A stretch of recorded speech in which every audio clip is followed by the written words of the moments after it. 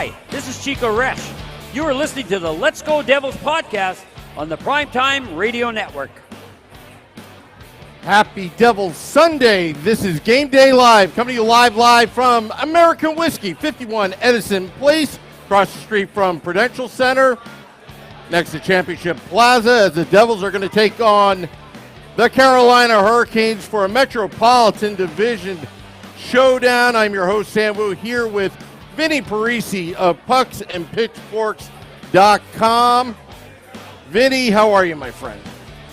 Doing very good, Sam. It feels good to be here doing this Game Day Live with a chance to tie the Carolina Hurricanes at the top of the Metropolitan Division after the Devils won last night in Montreal. Meanwhile, Carolina lost at home to Vegas. So the Golden Knights helped the Devils a little bit. Now the winner of this game, well, if the Carolina wins, they'll be in first place. If the Devils win, they'll be tied with them for first place. Carolina will have they'll be on the top of the standings board because they will have one less game played. But the Devils have more regulation overtime wins. So once all the games are done, if they're tied in points, they would have the tiebreaker by virtue of the row category. So huge game for the Devils. Their chances of, I was looking at moneypuck.com's stats. Someone posted it on Twitter earlier today. If they win this game, their chances of winning the division, advancing out of the first round, and advancing out of the second round increase if they win tonight's game. Now, so I don't know where these stats come from. Where do they come I honestly think it's because if they beat the Canes and end up winning the division, their opponent in the first round will be weaker. So, and then I think in the second round, they would assume they're fresher. I don't know how all the percentages come into it, but it does make a little bit of sense if they're playing, the New York Islanders or the Pittsburgh Penguins in the first round. Better matchup for the Devils than, let's say, the Rangers, right? Like, just because of the natural rivalry and how good they've become by trading for Patrick Kane and whatnot. I actually kind of buy it a little bit. Yeah. Well, it's kind of obvious. I mean, if you get a higher seed, probably you will do better.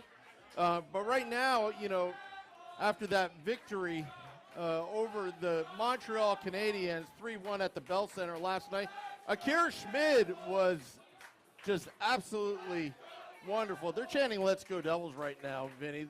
We should pan into the crowd. I honestly love hearing how big it is that the Devils are playing in such a huge game here in March and that people are at the bars going absolutely crazy. That's awesome. Woo! That'll help them out a little bit. Yeah, it's always fun here at American Whiskey. I mean, look at outside. I mean, it's just the alley, Edison Place is packed. You got the inside as well, just a full screen there. And we got Peyton behind the bar, Alejandra, Ted from the YouTube Live came by, stopped by to say hello when I was setting up. But it will be a great game tonight. I think this is probably it's a pivotal moment for the New Jersey Devils this season, Vinny. I mean, tiebreakers are in play. The Devils have to win in regulation tonight. Yeah, I think winning in regulation would go a long way for this team. They have a hard week coming up, though, and I think that's being overlooked a little bit. I don't think many people are talking about it or realizing it. I normally don't look at the Devils' week ahead until Sunday evening after all the games are played on any given Sunday. But you look at the week ahead, you got Tampa Bay 3 times. Back-to-back, both at home on Tuesday and Thursday, so that's going to be difficult. Then they play on Saturday against the Florida Panthers in Florida. Then they're back against the Lightning again, this time in Tampa on Sunday. So it's certainly not going to be an easy week for the Devils, but, those 2 Florida teams, they could be tough to play against. Yeah, and you know what? If you look at Carolina's schedule in the next 2 weeks, I think it's overall harder than what the New Jersey Devils have. Now, the Devils have to get through this week. They play a game every other day. You play the Tampa Bay Lightning, the defending Eastern Conference champions, and obviously 2 cups behind it, 3 times in 1 week. It will give the Devils kind of that playoff feel. A lot of these players on the Devils, very young. They've never seen any playoff action. I think it's going to be a great test for them. You've got Carolina, Tampa, then Florida. Florida's surging. And then you've got Tampa back-to-back a week from now. But if you look at Carolina's schedule, and the reason why I want to talk about Carolina's schedule is because they're currently in first place in the Metropolitan Division. They play Winnipeg at home on Tuesday. Then they got to play Toronto on the road Friday, then travel to Philadelphia on a Saturday night. Then the following week, Rangers, home-and-home series, then Toronto at home, and then the next day, Boston, and then Tampa. That's incredible. I mean, that's the stretch where I think that's where the Devils can catch up. Now, you know, no pun intended, are the Devils going to spring forward in the standings if they win these games? I think they can. And I think that they can actually build on that lead if they can sustain their good play in the next couple of weeks, because Carolina's schedule, I mean, that's a huge test for them. It just seems like the Devils have already been through their test, but Carolina, and then you go into in April, I mean, they still have some hard games left. Teams are vying for a playoff spot. The ones that are on the bubble, you know they're going to give it their all. So it's anybody's division right now. Yeah, absolutely. And I think it's fair to say the Metropolitan Division is going to be won or lost in the next 9 days. And maybe we'll say 14 days.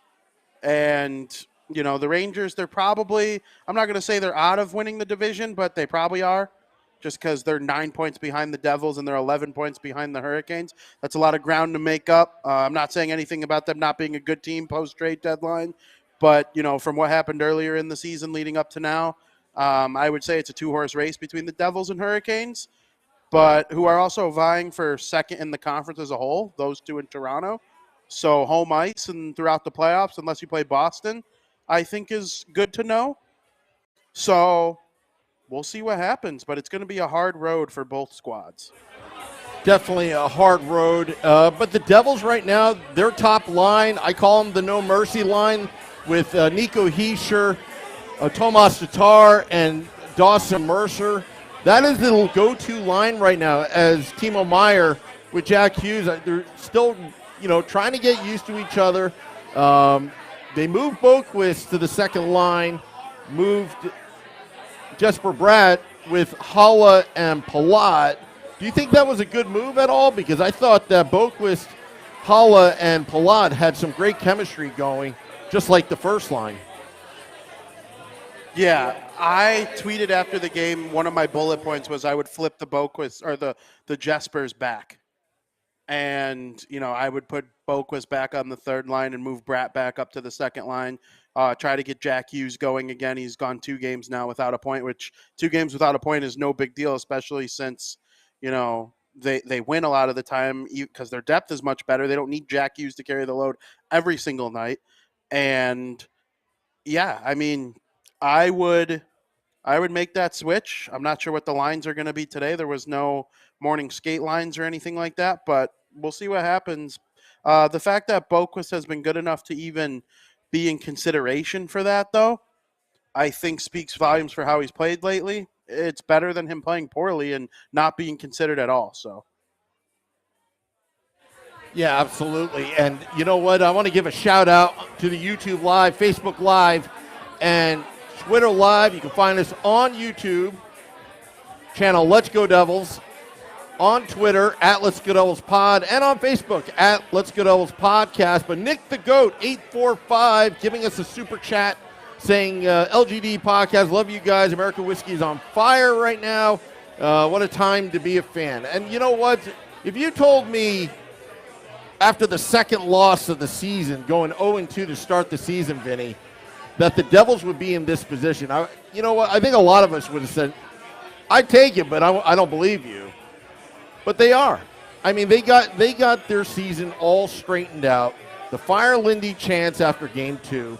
The 13-game winning streak that was robbed by the NHL and their officiating. But they kept going. December, they went on a lull, about 6-7 game winless streak. But then they started to pick it back up, and they were back to them old selves. And I think right now it's no different. I think right now, Timo Meier, it's going to take a little bit more time. I think he's going to get there. But chemistry is worth more to me than analytics. But right now, you've got line 1, line 3, and at times the line 4, the BMW line, rolling right now. But if Lindy Ruff can make a few more tweaks and can roll 4 lines going into the playoffs, I mean, right now is the time to make the tweaks. You don't want to do this in round 1, game 2, because you're desperate. You want to know what your players, like Timo Meier, new to his team, can do with the other players, and see what kind of chemistry that he can put up, can do with Jack Hughes. When he tinkered the lines, then put Heischer, Tatar, and Mercer together, we were kind of like, but that seems to be working out. But Curtis Lazar, I think he's going to have an impact. I think he's Mr. Intangible for the Devils. He's not going to be, the guy scoring 50 goals in the playoffs, but I think he's going to be the guy to keep the guys loose in the locker room and keep them working hard down the stretch. Yeah, he plays hard. He wins faceoffs. Teammates seem to love him. So I think that's super important for a team that, when you got a lot of back-to-backs. You got a back-to-back this weekend. You got a back-to-back next weekend.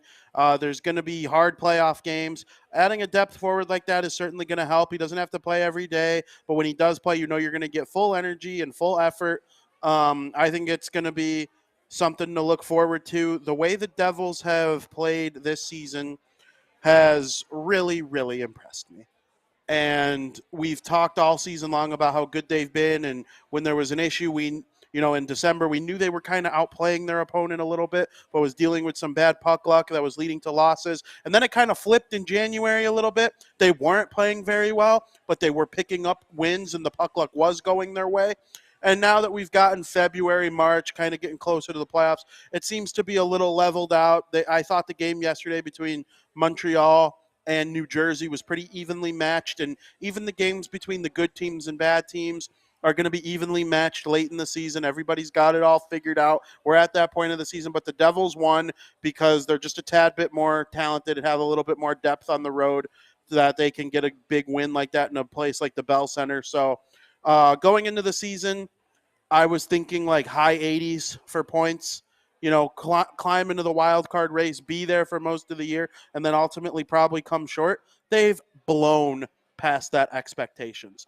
Making the playoffs is all but a formality now. They'll clinch here in the next week or two. We saw Boston clinch. The Devils are third in the league, so they'll probably be second or third to clinch. I know the West probably has some other scenarios where those teams could clinch first just because the weaker teams are even worse. But I'm very happy with this team. And then I look at the pipeline. They didn't trade Alexander Holtz in the Timo Meier deal. They still have Luke Hughes. They have Nemec, who I think is amazing. He's been scoring all over the place from the blue line in the AHL. It's so hard to play in the AHL at 19 years old, too. And he's just been taking it in stride and playing so well. He could be the Devils' best defenseman in 2 years. The sky's the limit for him. So I think about how good they are now, how they're not even close to being a finished product yet. Jack Hughes and Nico Hischier aren't at the height of their career yet, and they're good enough to win with now. So it's just so exciting. And, yeah, they're going to lose tough ones, and people are going to freak out, and, the sky's going to fall. But, that happens in the NHL. Like the Bruins lost today, right? 5-3. Yeah, and that's two of the last Detroit 3 that Red they lost. Wings. Yep. Exactly. So those things happen. The sky can't fall every time they lose. This is going to be a tough game today. I'll say it. It's going to be a tough game. Do I think they could win? Absolutely. But do I also think they could lose? Yeah, the Carolina Hurricanes are very good, and they're at the peak of where they're probably going to get, so it's probably time for them to win the cup if they're going to.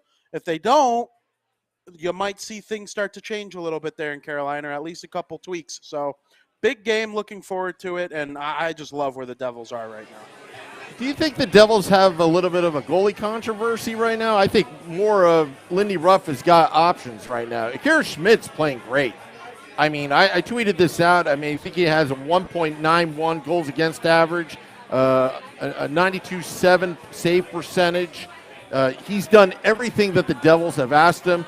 Earlier today, that Mackenzie Blackwood is inching closer to come back with 3 goaltenders. I mean, I don't know if they announced who is starting in net, but assuming that is Vitek Vanacek, I mean, he's got to perform right now. He's been in a little bit of slump, but, Vitek has got to perform. Yeah, I actually have no clue who's starting. There hasn't been a decision on that announced, at least. I do know Heischer is playing. He took a puck off the foot, but then he went out there and celebrated with the team after. He's fine. He's playing today. Eric Halla is playing in his 600th career NHL game, which is pretty cool. I'm assuming Vitek will be the guy in net. So, it's going to be a good time. This is a huge game. So Vitek does have to play at the top of his game. It'd be nice to see the forwards and the defensemen, knowing that things haven't been, perfect the last couple weeks, go out there and score a goal early. You're at home. Have your legs early. It's easier to have your legs early in the second half of a back-to-back. Go make Vitek's life easy to start the game. And then later in the game, if you have to rely on him a little bit, that's what the top goalies, that's what you need in the playoffs. So we'll see. But I'm rooting for Vitek. I have faith in him. Hey, just to let you know, I want to give a shout-out to the certified public accountants that have just walked into the building, or certifiable, as I should say. Anyway, it's almost tax season. Just wanted to point that out. Anyway, all right, so, with Schmidt, I believe in Schmidt, says Ralph in the YouTube Live. I believe in Akira Schmidt. I think he's the guy right now.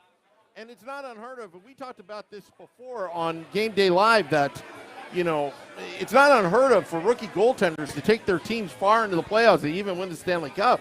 I mean, Patrick Waugh has won. I mean, he's legendary with Montreal Canadiens. You talked about Cam Ward as well, taken far. If you remember years ago, Moose Hedberg with the Pittsburgh Penguins took him to the Eastern Conference Finals. If it wasn't for Scott Stevens and the Devils being so good, he may have went far. And then Brian Boucher as well, American-born, took the Philadelphia Flyers again against in the Eastern Conference Finals. But if it wasn't for Scott Stevens and the Devils, that pretty much a dynasty years for the New Jersey Devils, they could have went to the Stanley Cup Finals. So, and what has been proven in the last, since the new NHL, since the 2004 lockout, Vinnie, is that you don't need a Vezina Trophy winner to guarantee you into the Stanley Cup. There have been many goaltenders emerging that, mid-season and bringing their team, to the Stanley Cup Finals. So that's all I want to say about that. Yeah, as long as you make the save at the right time, it doesn't matter. You need to play well in the playoffs, and everybody needs to play well in the playoffs. You don't have to be Superman. Hockey's a team sport. Goalie's a part of the team. So, yeah, we'll see. Yeah, I just wanted to ask the YouTube Live, everybody here at American Whiskey to woo! I just like hitting that button. And I also got my VTech graphic, but we don't know if he's starting or not because I got the drum beat for VTech, Very similar to what they play inside the arena. But I want to play it right now, Vinny, but I don't know. So you're going to do it. Do it. He's starting. Yeah. We're assuming he's starting. Yeah, let's assume that VTech is starting because he needs a little bit of, so I'll play it right now. Just give me one sec here. This is VTech Vanacek.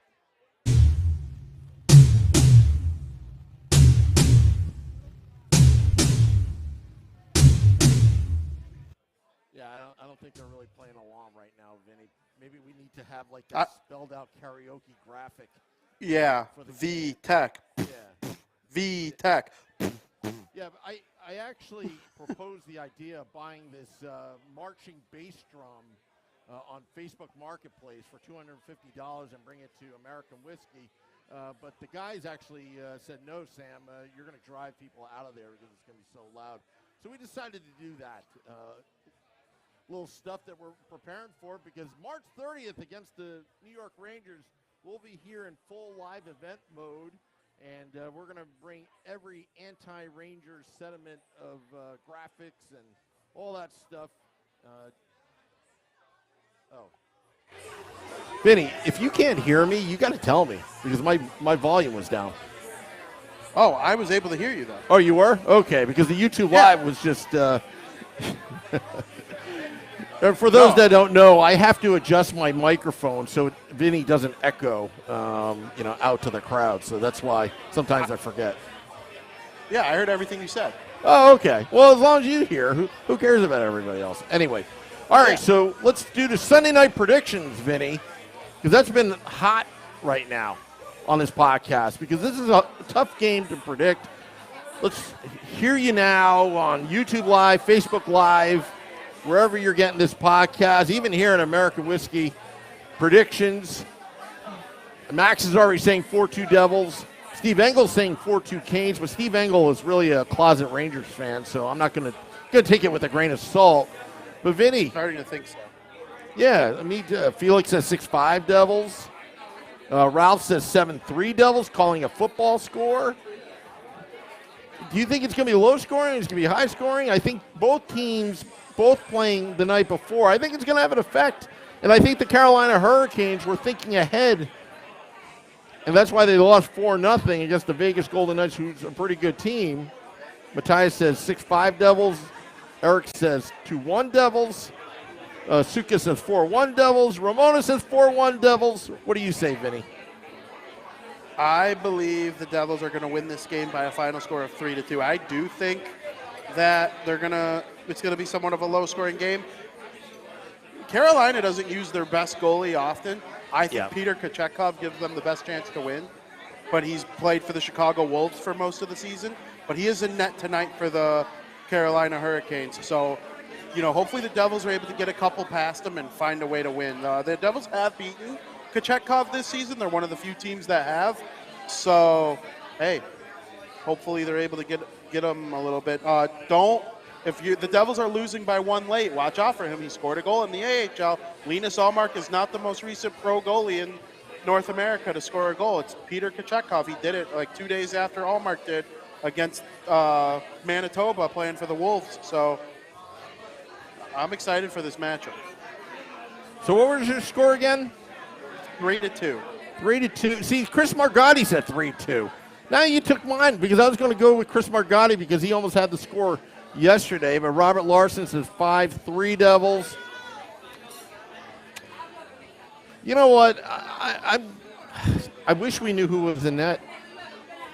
It's hard to predict. I know. The Devils are always secretive about this stuff. It's like, All right, so I'm going to say 6-4 Devils. It's going to be some offensive action. I think Timo Meier is going to break out tonight. I think Timo Meier is going to feel the hot stick. I think Timo Meier and Dawson Mercer are going to lead this team, and I think Boquist as well. Dave Singer says 3-0 Devils. Oh, so it has been confirmed, according to Max, that Vitek Vanacek is starting in net for your New Jersey Devils. Just confirmed. Yes. So he is in net. Amanda Stein just tweeted it 30 seconds ago. So, yes, Vitek Vanacek leads them out onto the ice. Akira Schmid will back him up. They were trying to chant Vitek. I should try it again, Vinny.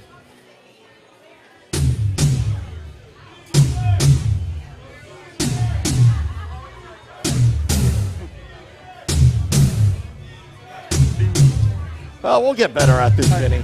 We'll get better at this. Doing it. Yeah, we'll get better at this.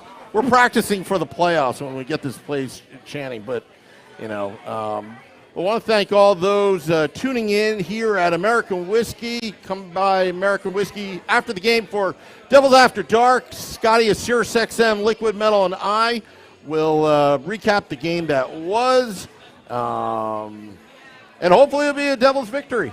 Lazar is in warm-ups, according to Max Petinoff. Gusher says 4-1 Devils. And Kevin Ball's in. That's significant. Brendan Smith out. He's played decently well. He hasn't taken bad penalties the last couple games. But Kevin Ball is in, so they're going with the beef tonight here at the Rock. Did you know, last game against Montreal, was the first game that the Devils played a game where neither team took a penalty since a game against the Chicago Blackhawks in 2010. That's crazy. That's crazy. Although Timo Meyer was waving his stick at the end there. He almost hit somebody. I had to get that little jab in there. You know me. But it's all good. It's all good. So I want to thank all those in the YouTube Live, and thank you to Nick the Goat 845 for the super chat. We have such nice fans, and also just to let everybody know that we look at the rankings of the podcast. We are surging in the countries of Switzerland, Austria, and Germany. Thank you. Also, we've got some podcast fans from the UK actually coming out here at American Whiskey on Tuesday as well, so that's going to be fun. And Peyton is going to always take care of our international clients, or not clients, fans here at American Whiskey. But Vinnie, any last words? Yeah, go get a huge win. Tell the NHL you're here to stay. You want the Metropolitan Division. Tough schedule coming up after. Go prove you could do it tonight at home against the Hurricanes. Absolutely. And, I want to thank Peyton, and make sure to tip your bartenders. We'll be back after the game. It's going to be a fun time. Devils versus the Hurricanes. The battle of the Metropolitan Division. I want to just give one last woo to everybody here. Thank you, thank you, thank you. Till next time, let's go Devils.